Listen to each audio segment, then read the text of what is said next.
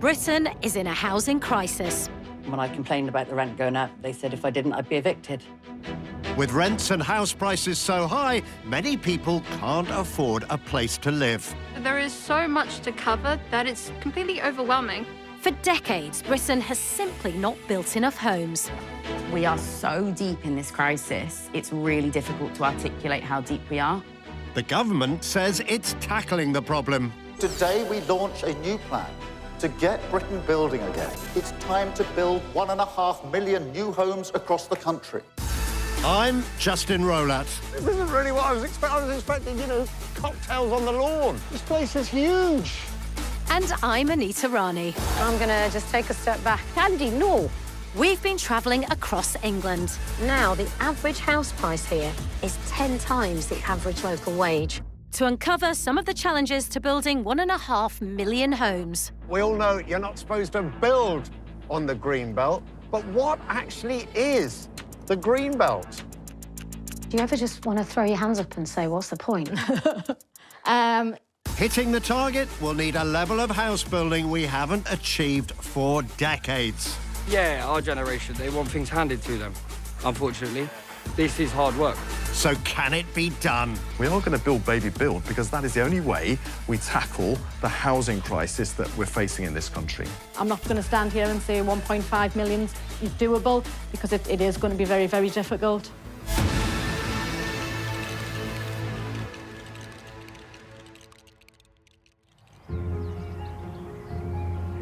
Deep in the English countryside, I'm heading to a place that's key to building homes and helping solve a housing crisis that has been brewing for decades. Across the UK, the cost of housing has rocketed. Real terms, house prices up 150% in the last 30 years. In some areas, rents are up more than 10% in the last year alone.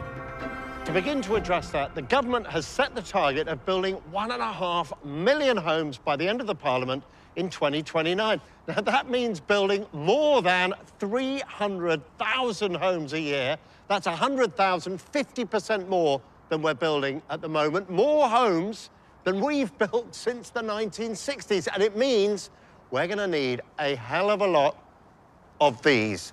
We're going to need a hell of a lot of bricks. This site in Surrey has a long history of digging up clay and baking bricks.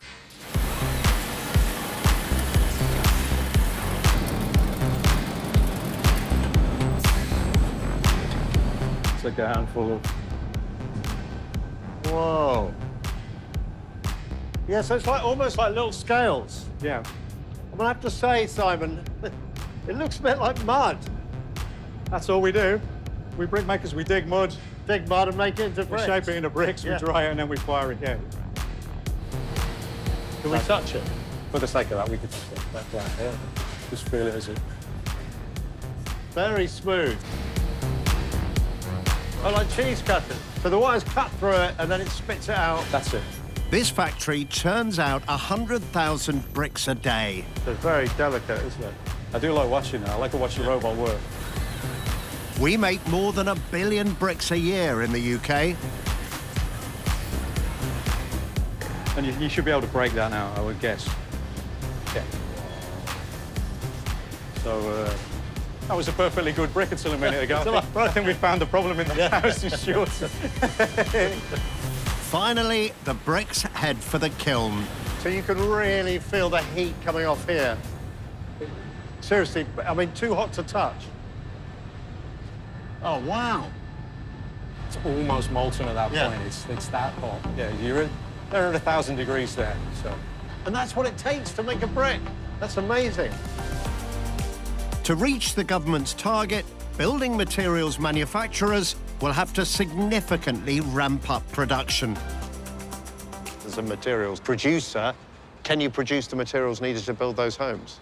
I think the majority of construction product producers within the UK and the near continent that supply the UK market would be capable of ramping up to that. But even if we can make enough, there's a problem for the government's target. In the last 5 years, the cost of making things like bricks has gone through the roof. It's one factor that's pushed up the cost of building new homes. And we've seen energy costs rise. What effect does that have on your brick business? That significantly increased the cost of production. There's no way around that, you know. We can't produce bricks using less gas. We are running them as efficiently as they can be. So all that does is put pressure upwards on your production costs. The prices of most of the components that you need to build a house will have gone up over the last 5 years.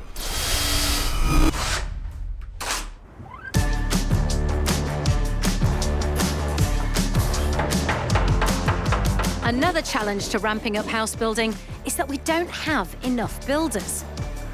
It's estimated that the industry will need nearly 250,000 more workers to meet the target. Everything from surveyors through to brickies. We'll need 3,000 new plasterers for a start. This is great. It's not bad. How long have you been doing it? Just over a year. Yeah, just over a year, so... Enjoying it? I'm really enjoying it. I'm an electrician and a decorator. I've done all my courses here through the years. And so I come back to do the plastering. This is very good. Yeah, so now I do all three at once. If you call me out, you get your job done completely. I'll take your cards before I finish. This is the College of North West London, where they train everyone from carpenters to heat pump engineers. They run full-time courses and provide training for apprentices employed by private companies. So we scoop some material onto our hook, and we do a thing called spotting. I mean, the bit before... Get some product onto your trowel, and then you're applying it to the wall. You made that look so easy. It is. How are you doing all of this with you? All right, so it goes on. On it Straight goes. onto the hook. Lovely. Now? Spot it, OK? Off the... That'll do for now. Great. Get it to the wall. Right. Nearly. Need Yes, to be a bit that's it. quicker. You're in. Keep Right. that track. Oh, That's... You're even talking like a plasterer. potty mouth. There you go. Right. Get the angle Get right. some more gear on that hook. Right, come on then. Right. Put that on top.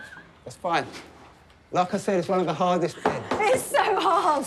OK. Do you think we need to do more to encourage young people to get into this sector? Oh, without a shadow of a doubt. Do you think there's a snobbery around construction? Oh, without a shadow of a doubt, yeah. Fundamentally, there's always been a disconnect between professionals and construction workers or tradespeople. Over recent decades, more and more young people have gone to university. Further education colleges have sometimes felt neglected. Now the government has announced £600 million in extra funding for training construction workers, including more money for colleges like this. I would say that funding has improved recently, but the sector has been underfunded now for nearly 2 decades. So what would you like to see happen? There is a challenge in our sector of getting the right people to deliver this training and education. The reality is that our teachers earn more money in the trade than they do in education. And that is a chronic problem with our sector. Tens of thousands of EU workers have left UK construction since 2019, due largely to Brexit and the pandemic. It's proving a challenge to bring young trainees and apprentices like these into the industry. But why? Maybe the money. The money in apprenticeship isn't great when you first start. Work hard. Come on, tell me. What... People don't really want to work hard. Is that right? Yeah. Are you talking about your generation then? Yeah, our generation. They want things handed to them, unfortunately. This is hard work. Some people, they don't want to think for themselves. They just want people to tell them what to do. Oh, could you just copy and paste this? Or could you go and do this? Office work. Yeah, office work. Easy stuff, innit? Do you know what I mean? But this, you have to use your own brain. You have to think. You have to work things out. You have to pre-think. Neil Jefferson is the chief executive of the Home Builders Federation, which represents private house building companies.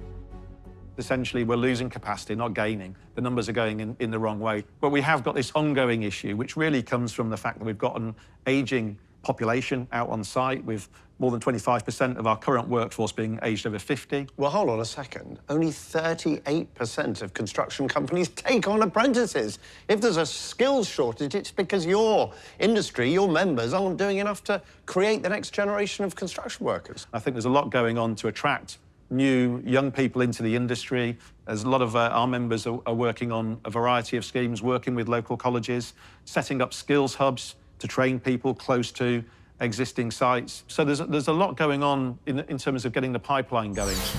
While the industry tries to ramp up construction for the future, today's young people are feeling the impacts of the housing crisis. Londoners, like the students and staff at the college, face average rents which are 42% of average wages.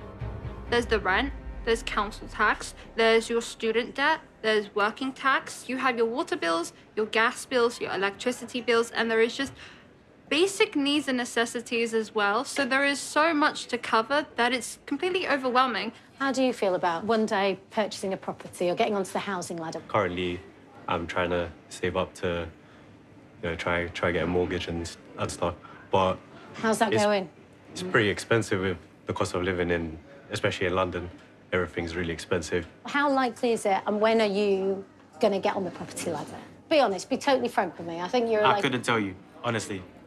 You need the money to do, and I don't have the money yet. In my lifetime, the discussion of the housing crisis has gone to a worry for the people over there to pretty much everyone knowing someone that's struggling to pay their rent or can't get on the housing ladder. I think that's the biggest misunderstanding in this country of the housing crisis, that it's a crisis reserved for the poorest people in insecure jobs. It's not. There are professionals up and down the country that are struggling to pay their rent. You have people that are earning a living and they still can't afford a home. That tells us that our homes are completely unaffordable across the country. It's time to build 1.5 million new homes across the country. Opportunities for first-time buyers in every community. The 1.5 million homes target for England was at the centre of Labour's election manifesto. Scotland, Wales and Northern Ireland have their own ambitious housing targets. The then Deputy Prime Minister, Angela Rayner, was given the job of making it happen. Well, I've got 1.5 million homes being built. Until she had to resign because of her own personal housing crisis. And now, new Housing Secretary Steve Reed has enthusiastically picked up the baton and a big red hat with a slogan. Build, baby, build. Just build, baby, build. You've been making a big deal about build, baby, build, haven't you? Even wearing a hat, which I have to say is a little bit reminiscent of Donald Trump. Well, it's important to signal to people that we have the determination to solve the housing crisis because people see it in their lives all around them today. And I think it's one of the drivers for younger people of a loss of confidence in our system. Because, I was able to buy my first flat in my early 30s. Young people today cannot because the costs are out of reach for them. And that, at least in part, is because the supply of housing fell off a cliff. We are going to build, baby, build, because that is the only way we tackle the housing crisis that we're facing in this country. Build, baby, build. It sounds straightforward, but on top of the rising costs of bricks and mortar and the shortage of workers, there's another major challenge for getting homes built. The planning system.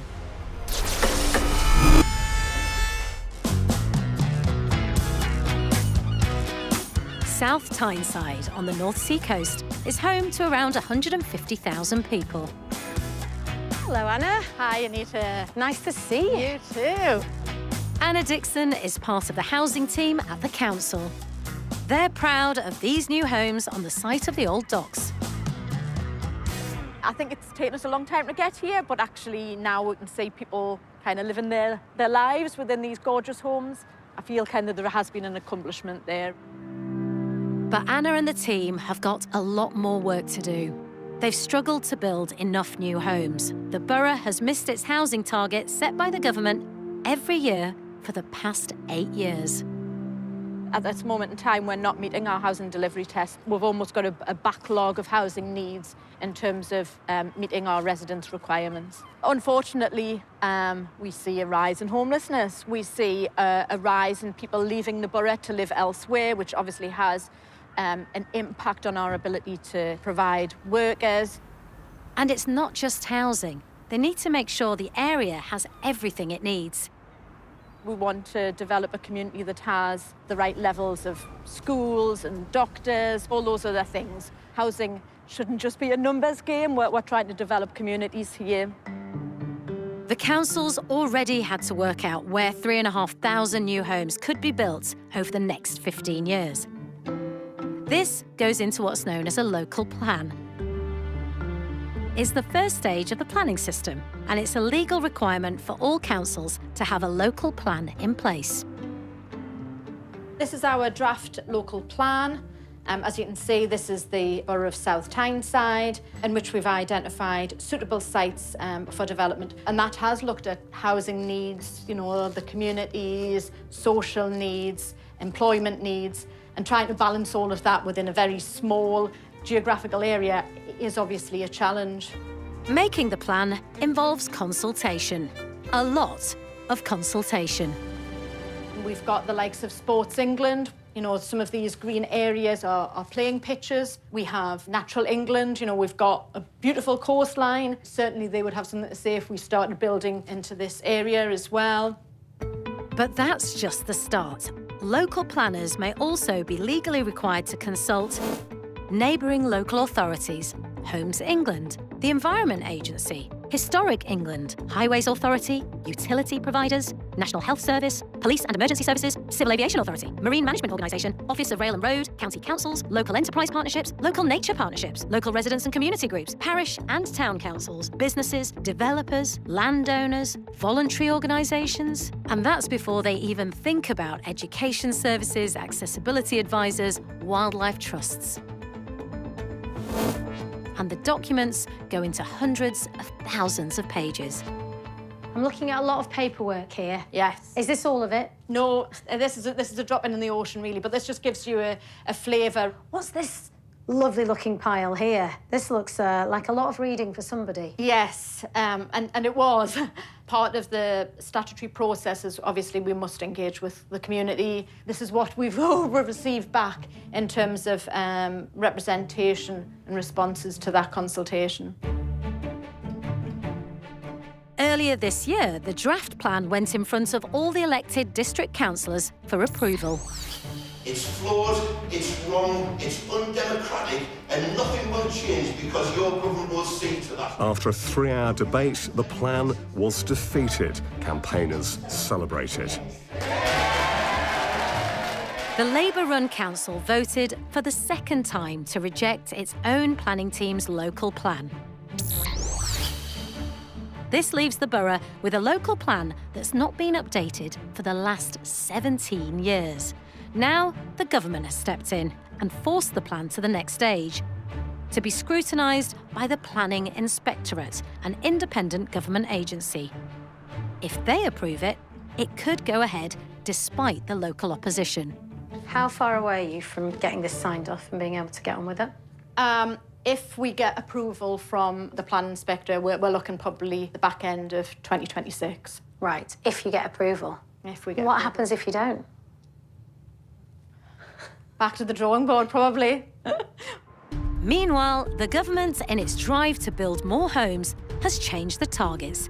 The target in South Tyneside has doubled from 309 to 623 new homes a year. As soon as this is adopted, then we'll have to start looking for sites for the future, and that'll be a higher target that we'll have to meet. So you've got even more houses? More houses, to build. yes. And are you getting help with that? Is the government providing you any help to make sure that they're met? Certainly there's new legislation in the offing. However, that might take some time. You know, we need houses now, and we need to get some of these sites developed. Anna, do you ever just want to throw your hands up and say, what's the point? You know, you come in with a smile on your face every day and hope that you're doing the best job you can. 1.5 million houses by 2029. Do you think it's doable? I think it's certainly challenging. I think we are seeing investment. It's not going to be without its challenges. I'm not going to stand here and say 1.5 million's doable, because it is going to be very, very difficult. It's not just South Tyneside. Across England, fewer than a third of councils have an up-to-date local plan. The government has now promised to get tough and force all councils to agree a local plan. Paul Cheshire is an economist who's given advice to governments on planning policy for decades. Surely the government could just say to local authorities, listen, you guys, you have to have a plan. There's some kind of penalty. If you don't have a plan, you know, we're going to penalise you. They do say that, but they don't penalise them, one. And even if you did, you've got an underfunded planning system. We've made that process hugely overcomplicated. So it would take years for that to have any impact. How on earth are you going to get 1.5 million houses built if local authorities don't even have a local plan in place? The previous government allowed this situation to develop, where you've got the majority of councils without a local plan. Well, you've been in for 15 months now. Well, and we've got the new legislation going through that will change the planning process, so they're far more incentivised to put one in place, and we will be ensuring that councils put them in place. Back in South Tyneside, I want to find out what's behind the objections to the local plan. Hello, Diane. Hiya. Nice to meet you. You too. Nice to meet you. Right, The most controversial part is the proposal to build 1,200 new homes in these fields, next door to an existing housing estate called Felgate. What do I want? Civic agreement! The fields are in the Greenbelt, and local residents have formed a campaign group to fight the plans. They say the land is prone to flooding and local roads couldn't handle the increased traffic. You're lucky to have this on your doorstep. Yeah, absolutely. And it would be such a shame if it went. Diane is part of the group, which is also campaigning to protect wildlife habitats in and around the proposed site. So this is Candy. Oh, look at this. Little oasis. And that's Tyler at the back, so Candy's always at the front. You got a whole family. And it is. They haven't been named yet, but they will. And if you hear them, that's them shouting for their dinner. And how long have they been here? 5 years now. Diane has lived in the area for much of her life and visits the ponds every day. What does this area mean to the estate?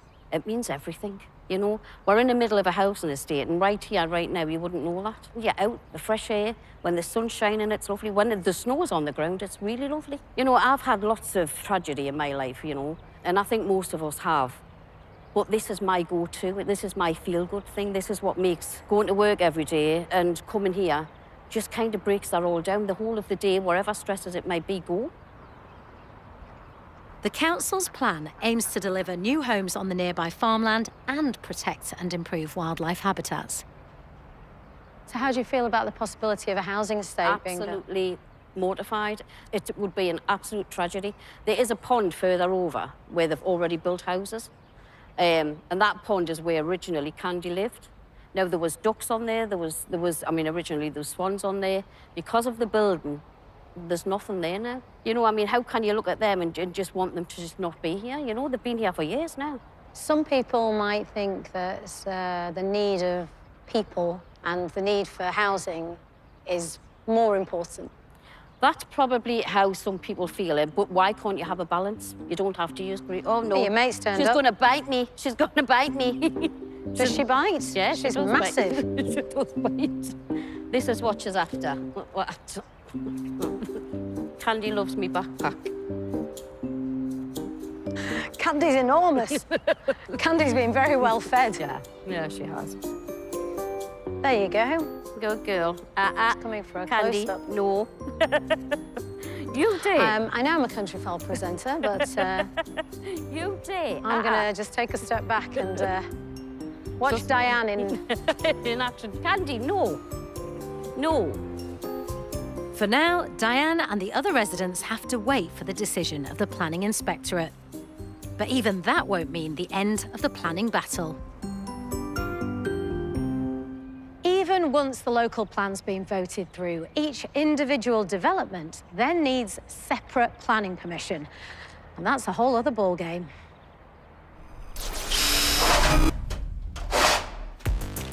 When it comes to getting planning permission, the system in England is in crisis. Only 1 in 5 council planning teams are fully staffed. It now takes an average of 2 years to get a decision on an outline planning application for 10 or more homes. That's more than doubled since 2014. And it is particularly difficult to get permission if you want to build on the Greenbelt. Ah, the Greenbelt. That great protector of the British countryside.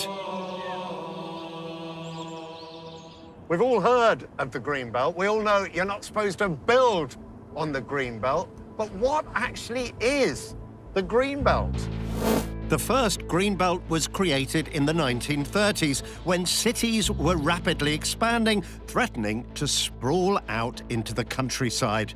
Protective greenbelts surrounding many towns and cities have now grown to cover 13% of England, where the bar is extremely high for getting any planning permission. Professor Paul Cheshire is also the author of a major report on the Greenbelt, and he offered to show me round this nice spot of Greenbelt land in Kent near Sevenoaks. So I thought I'd make it a nice day out. What do you think of the hire car? Very good, smart, isn't it? very smart, Justin. But you still haven't opened the locking there you system. go.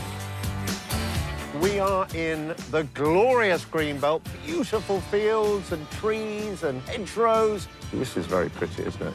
Yes, yes, yes, yes. But it turns out the Greenbelt isn't always very green.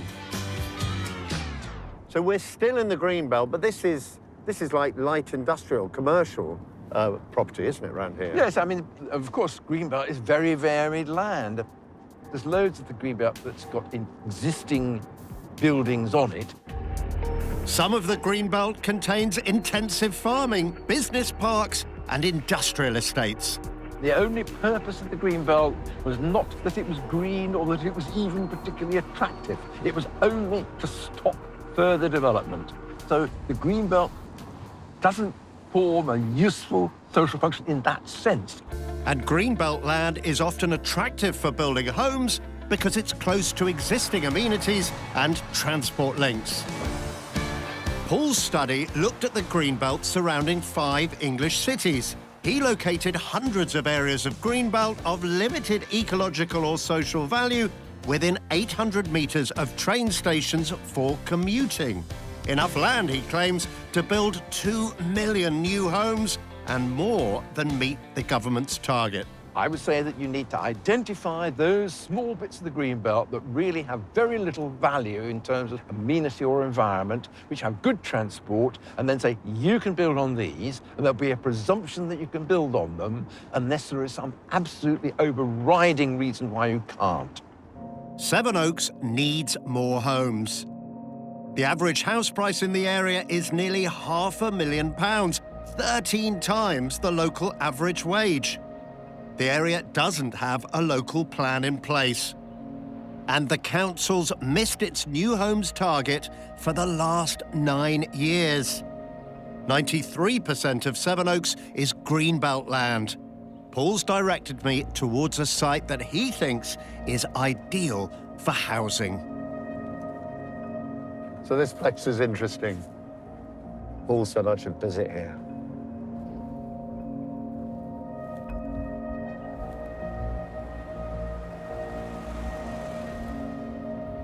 Justin, pleased to meet you. Hey, Ben. Hey, this is pretty cool.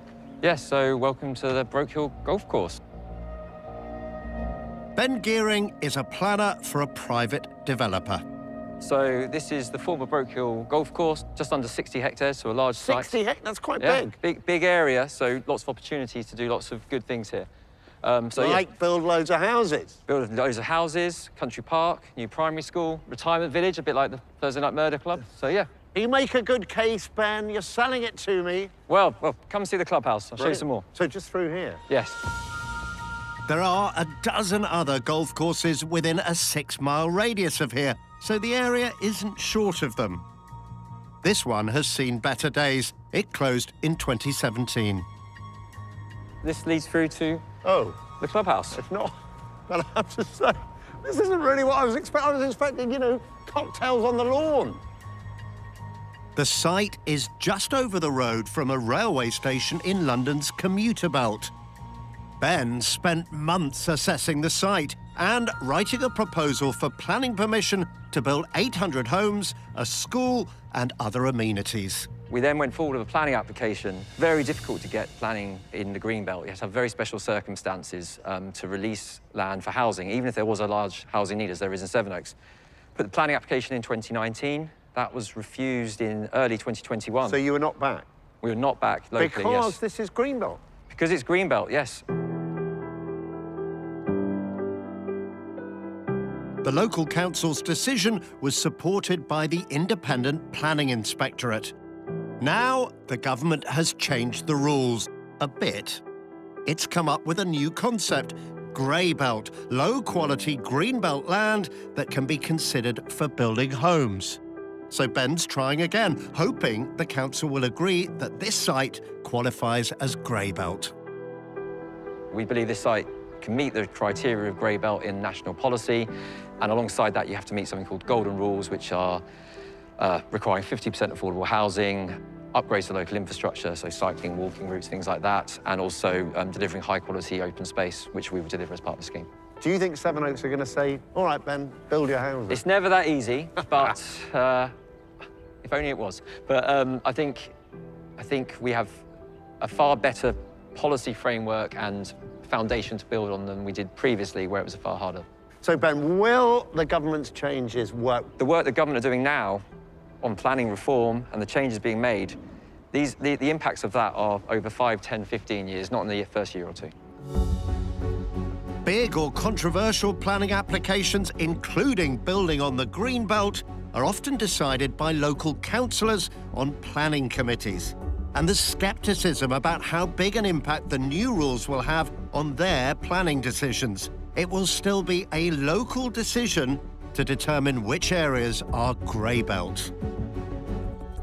If the grey belt had been defined in a legally watertight way as identifying this type of land everywhere that it was relevant, then it would have been cut and dried and you could have built a lot of houses. But they didn't do that. They left it to the fuzziness of the planning system and therefore to local lobbying and the process, and it won't happen. The government has announced grey belt. This won't resolve the issue of building on the green belt unless you impose the rules on local authorities. Well, it will, because what we've done is we've given local authorities house building targets, which the Conservatives talked about but then took away. But at the moment, we've got the problem that local councils are in a position to be able to vote against the new grey belt rules and stop development happening. Yes, and I'm looking at how we can incentivise councils on that. I'm also taking more powers to myself. So where a council unreasonably rejects a scheme under the changes that we're making to the planning rules, I will be able to call them in and I will be able to reverse them.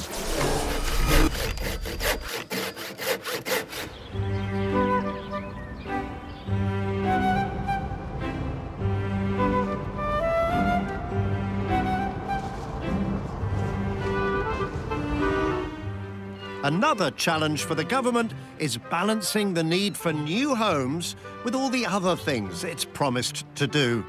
Like, for example, cleaning up polluted rivers and waterways. Hey, Debbie. Hello, lovely to see you. Yeah, lovely Thank part you of for the coming country. It's down. so beautiful. Yeah, well, welcome to the Solent. Should we get on the boat? Yes, please, yeah.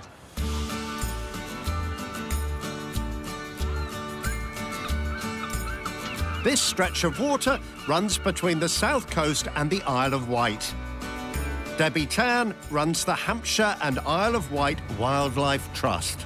So we are on the New Forest coast. It's part of the Solent, so it's a nature reserve, highly designated under European legislation and just really, really important for all sorts of wildlife.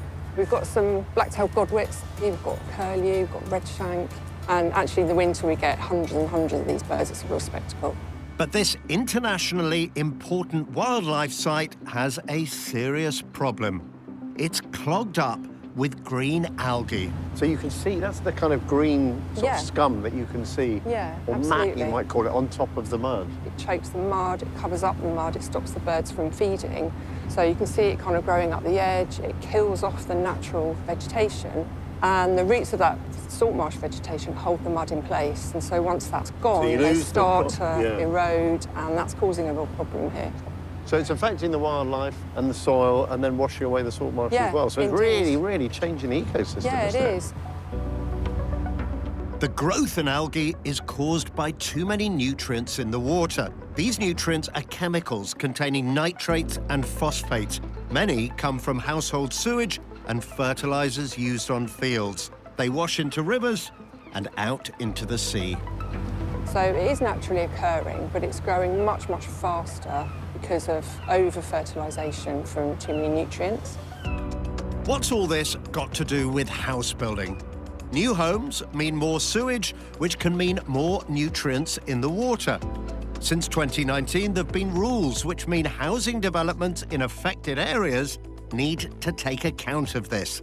Before they can get planning permission, they need to prove they won't be adding to the nutrient problem. It's called nutrient neutrality. Developers blame it for blocking house building in areas across England.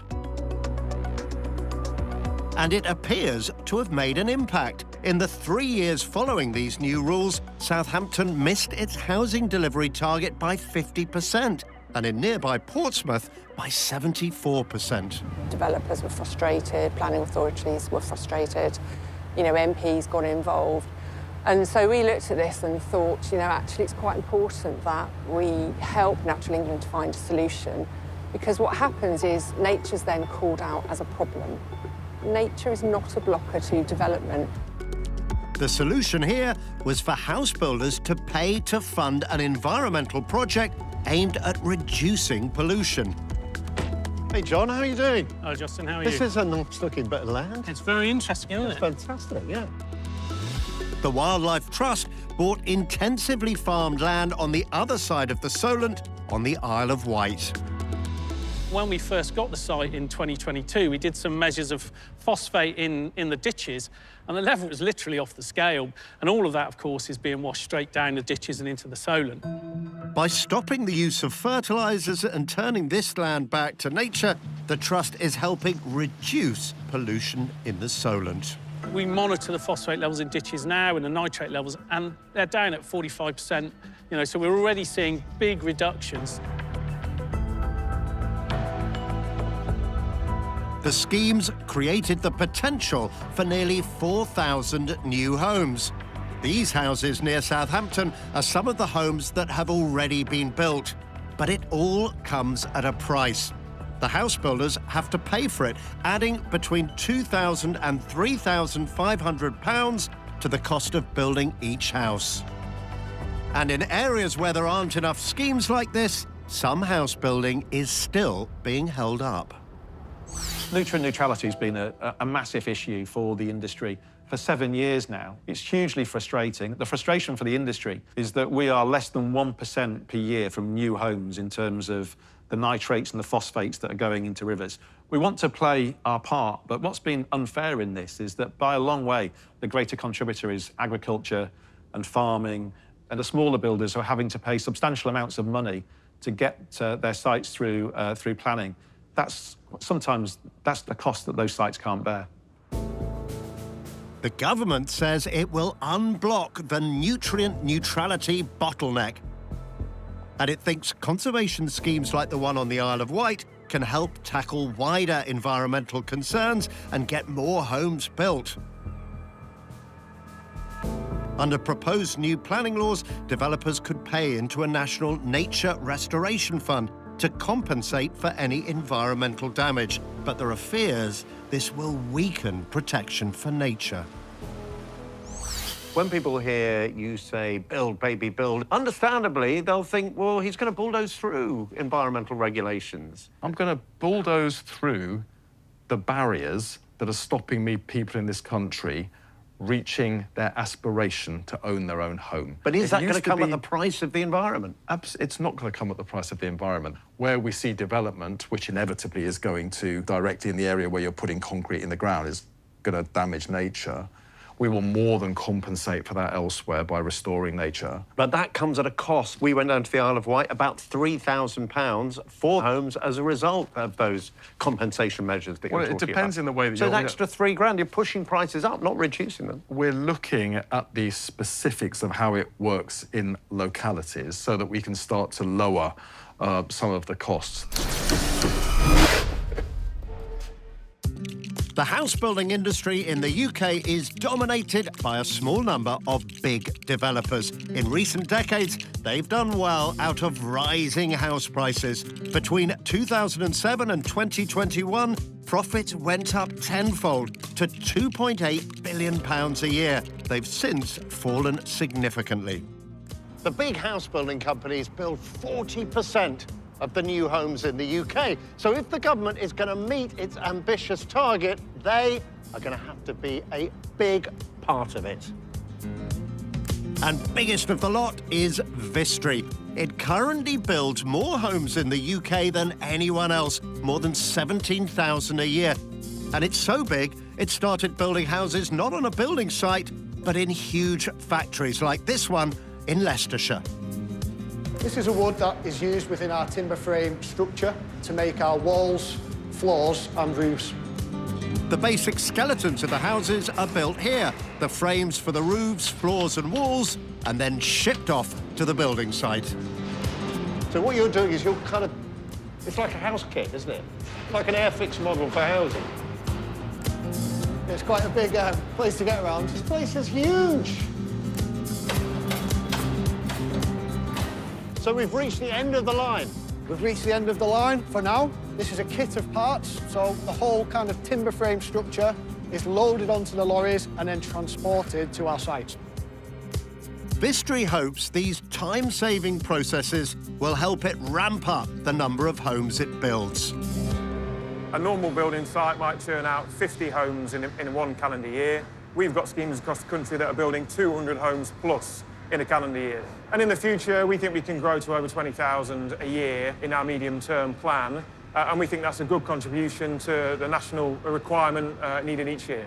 20,000 a year, 5 years, 100,000. Still 1.4 million houses somebody else has to build. There's only 11 big house builders.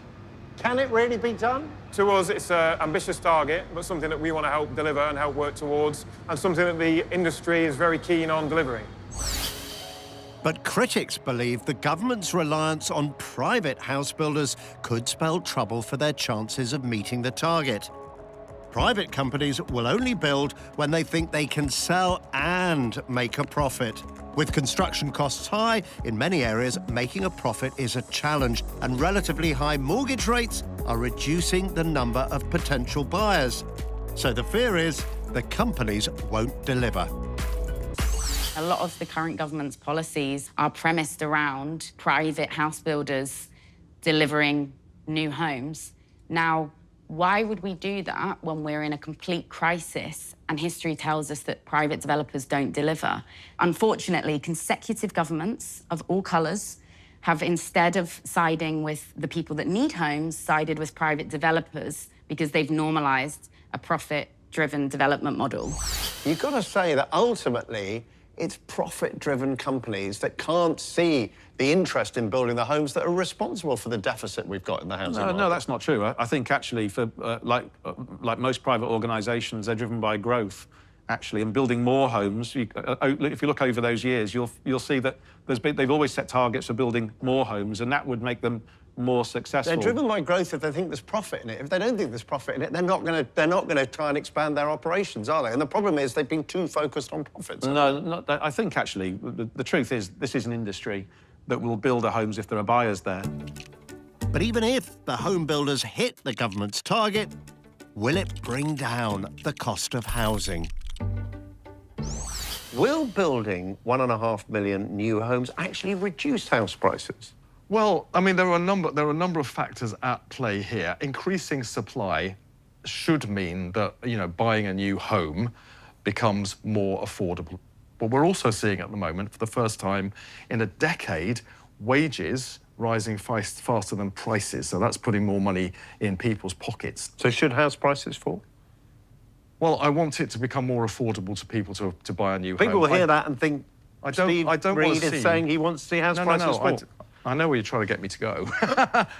People's home is one of the biggest investments they make in their life, and we don't want to see the value of that investment falling. I want to see new homes being built, and I want people to be able to afford to move into them. So you want affordable homes, but you don't want to reduce prices? I want more affordable homes. That's why we're going to build more homes. We don't have enough, and that is one of the reasons that house ownership has become a nightmare for people rather than a dream. If you were to build 1.5 million houses, it would have some fractional effect on house prices. Fractional? Very small, because it would also depend critically on where they were built. If they were built where housing demand was strongest relative to supply, i.e. in London and the South East, that would have a much bigger impact on average house prices than if you put them all into the small ex-industrial town. At Vistry, they've taken the decision to move heavily into what's called affordable and social housing, working with housing associations and local councils. Affordable homes are sold or rented for 20% less than the market rate. Social housing is around 50%. The build is often subsidised by government funding, and there's always demand, meaning for a developer, it can be a more predictable and stable business than the private market alone. So we are a partnerships developer. We deliver a hell of a lot of affordable homes. We deliver around 35% of our homes for private and 65% as affordable and private rent. And that is very important to us. Vistry projects have received more than £250 million in government funding since 2021. But realistically, you can only build houses if you can sell them for a profit. Also, I mean, in terms of financial sustainability, you kind of have to make a profit in order to do that. Of course, all of us who are operating in this space have to make money, but there is more to this than just that as an outcome. You know, we feel there is a social requirement for us to be part of the solution, and you know, the fact that we're very focused on affordable, it is really important to us to ensure we help solve the problem.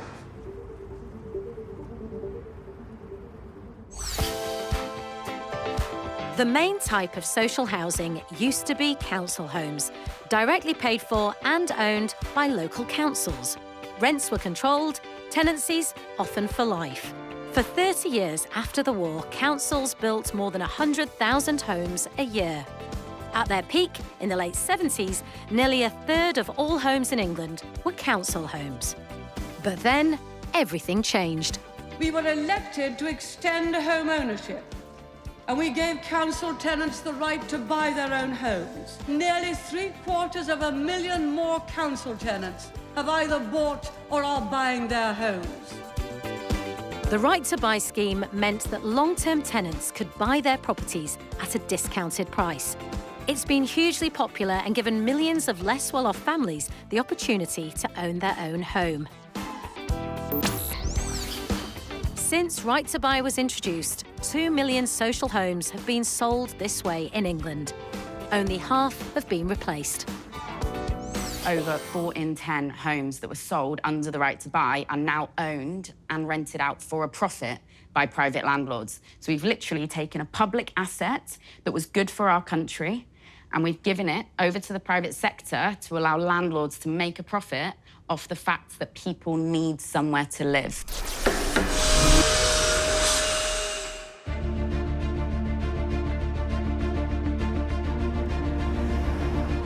I've come to Stroud in Gloucestershire, where housing is a hot topic. It's near the M5 and on a main railway line. Commuters can get to Bristol, even London.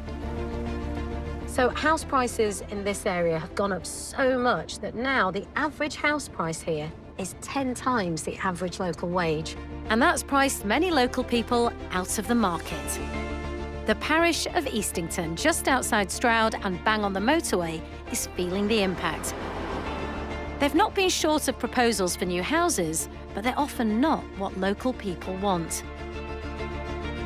Tom Lowe is one of a group of residents who saw the problems this was causing. What are developers wanting to build here? They tend to build 3, 4, 5-bedroom houses. 1 bed, very, very seldom. So people here who are not earning very much can't buy the houses. And indeed, if the houses are built and they're for private rent, they can't afford that either. Over the years, the amount of affordable housing in the village has fallen. The right to buy happened in 1980.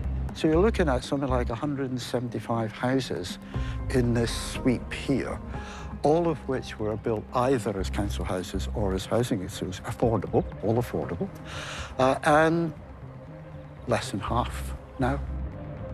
It's meant that many local people have had to leave the area.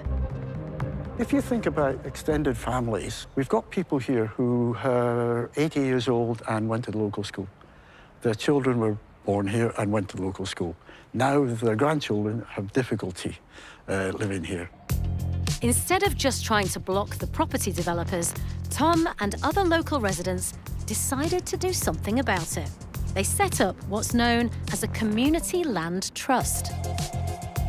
They got grants and raised money to buy this plot of land on the edge of the village from a local farmer, and teamed up with a housing association to build 23 affordable rent homes.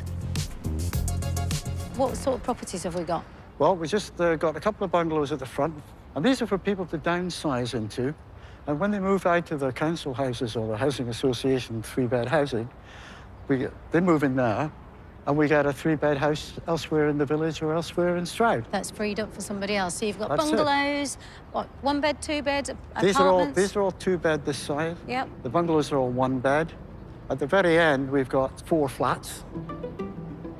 People can only apply to live here if they have a connection to the village.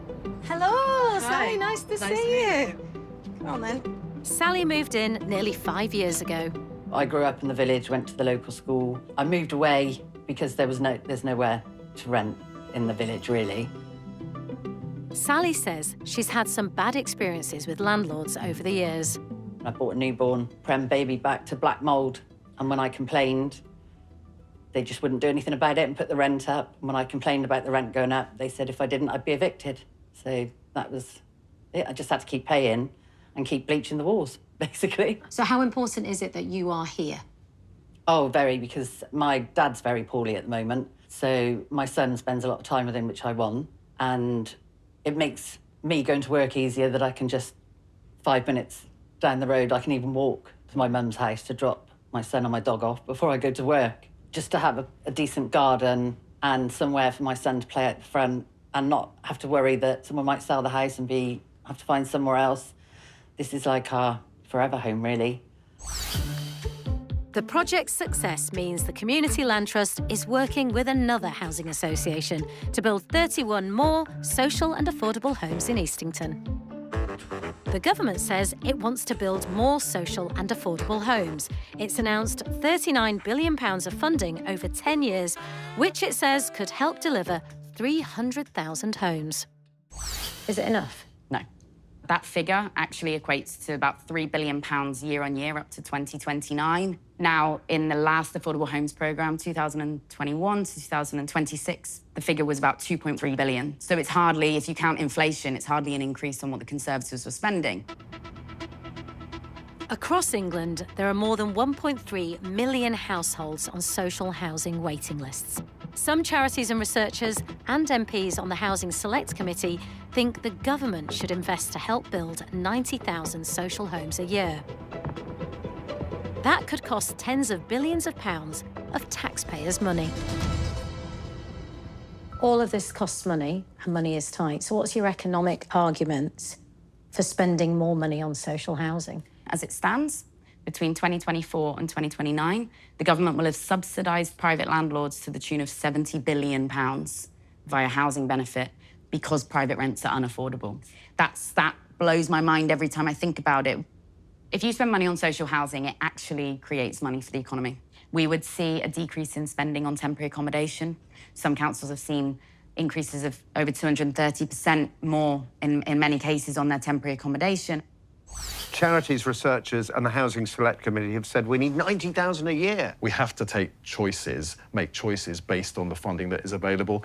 I think it's a pretty good start to have the biggest amount of money to provide the biggest increase in social and affordable housing in a generation. This is a major step forwards in starting to tackle the crisis of homelessness and unaffordability in our country.